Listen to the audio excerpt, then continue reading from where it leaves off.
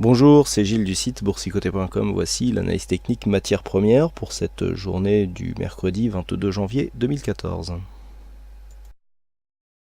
Et nous commençons cette analyse technique avec l'or, donc qui n'arrive pas à retrouver de relais ici, suite à la cassure de cette résistance baissière que nous avions commenté, qui donnait un signal de sortie de tendance. Alors, on a bien cassé ce premier point haut significatif, mais vous voyez que sur les suivants, finalement c'est tout juste, puisque avec ce point haut ici qui représente le dernier contact sur la résistance baissière, nous avons quand même une amplitude de cassure qui est très faible.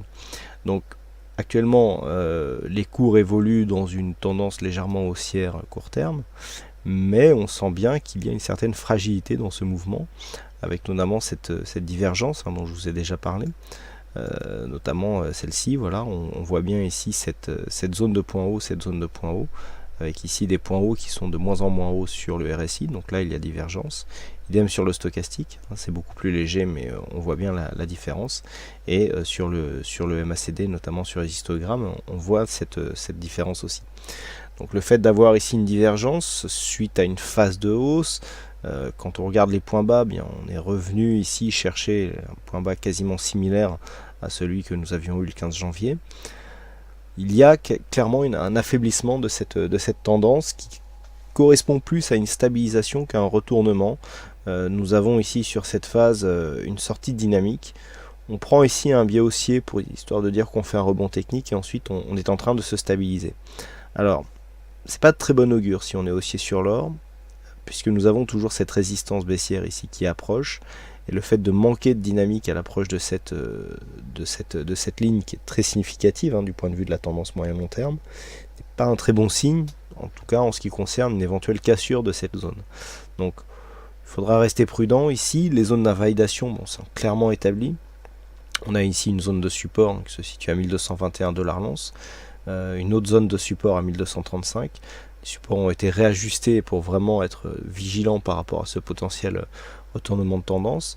Donc il tiendra lieu de vraiment observer ces deux zones de support.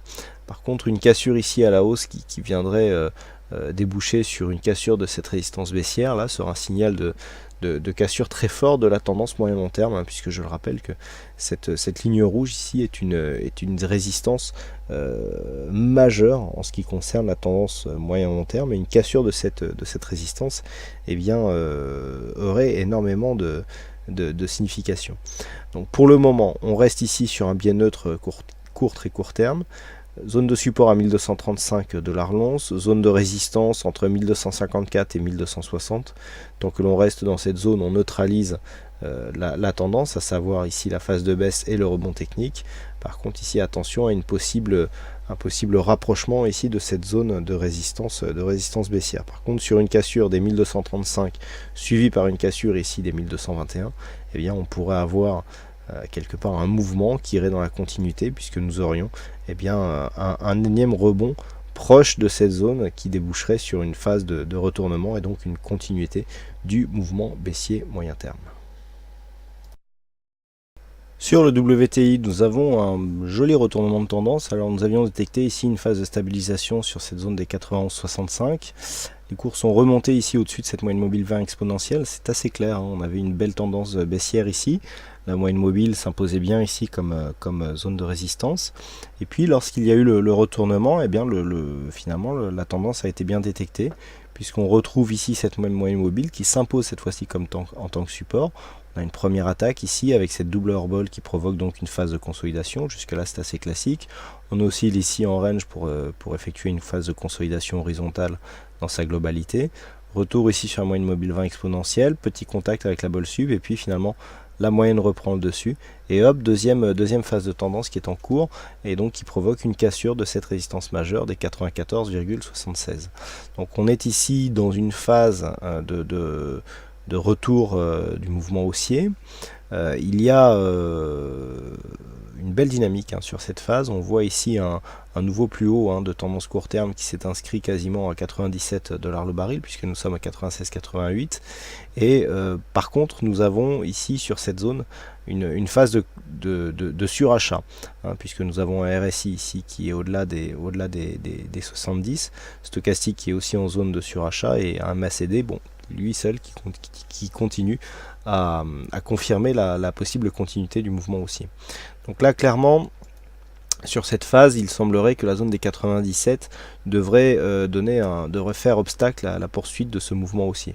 Auquel cas, une phase de consolidation est possible. Alors tant qu'on ne revient pas ici sous ces 94,96, il n'y a pas de réel danger d'invalider la tendance. Nous aurions simplement ici une zone de point haut, notamment sur cette phase, qui pourrait se transformer en zone de point bas. Mais on sait que le WTI retrace beaucoup moins que d'autres sous-jacents, et donc on pourrait aussi avoir une continuité dans le mouvement haussier. C'est un peu lié au secteur matières premières qui ont des mouvements beaucoup plus directs que leurs homologues, ne serait-ce que les Forex et encore plus que les indices, et qu'ils peuvent supporter un surachat beaucoup plus long et continuer à monter. Donc surveillez ici une possible réaction sur la zone des 97. Dans ce cas-là, on pourrait viser 96 voire 95-90 sur un retour, voire donc sur une consolidation plus forte 94,96. Mais en tout cas, la tendance ici est en train de s'orienter clairement à la hausse, et le niveau d'invalidation se situe sous cette bougie, à savoir 93,65 $ le baril. Et enfin sur le Brent, le mouvement haussier est là aussi bien visible, mais beaucoup moins dynamique. On a bien ici une cassure de ce précédent point haut qui se situe à 107,70 $ le baril. On a eu donc, bon, là aussi on était sur un biais baissier, on était bien sous la moyenne mobile 20 exponentielle. Le retournement s'est fait d'une manière beaucoup moins forte. On a eu ici, on a cassé cette moyenne mobile, on a oscillé autour, on est venu marquer un contact ici sur la bande de Bollinger supérieure, et il est vrai que sur ce contact de bande de Bollinger, il était possible de prendre la tendance relativement tôt. Le problème, c'est qu'on n'avait pas eu de signal de breakout réellement juste après ce contact, donc il était difficile de rentrer directement ici sur la moyenne mobile 20 exponentielle, surtout que le contexte n'était pas forcément survendu, ou voilà, il n'y avait pas grand chose. Malgré tout, le signal était bon. Deuxième phase ici d'exagération, on retrouve ici une bougie Total Orbol qui provoque, comme bien souvent, un mouvement de consolidation, c'est bien visible sur cette phase. On l'avait aussi à l'inverse, nous avons ici une bougie ici totalement hors bol qui marque là aussi une phase d'inflexion de la tendance. Bon, ça c'est la bougie hors bol, vous voyez, on en a encore ici. Hop, on revient après, juste après cette phase, on revient ici réintégrer dans un petit mouvement de rebond technique. Ça c'est un setup qui est prouvé et qui marche relativement bien sur quasiment tous les marchés. Donc nous avons ici un signal donc de retour, et puis finalement le mouvement haussier reprend. Donc là nous avons une zone de résistance à 108 $ le baril, qu'il faut d'ailleurs remonter légèrement puisque elle se situe en fait légèrement plus haut. Donc par rapport à cette phase de hausse, il semblerait qu'ici on revienne vers 108,42 pour tester ici cette zone de résistance.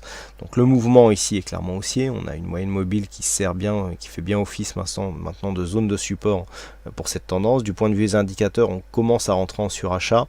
Donc ici sur un contact avec les 108,42, on pourrait avoir un petit mouvement ici de consolidation qui pourrait très bien déboucher sur une continuité, un peu comme ce que l'on a eu ici sur cette phase. Voilà, là on était suracheté, on a eu un petit signal de retournement ici, et bien hop, on s'est retourné, et ça n'a pas empêché à la tendance de reprendre de l'avant et de continuer à monter. Donc prochain objectif 108,42 $ le baril. Sur la prochaine phase de consolidation, tant qu'on ne repasse pas ici sous 108, on pourra dire qu'on a une bonne dynamique. Vous voyez, nous étions ici précédemment sur une zone de point haut à 106,60, hormis cette ombre haute ici qui a été légèrement au-delà. Lorsque nous avons cassé cette zone, on était alors, donc je reprends, ici voilà, 106,60, 106,70 exactement.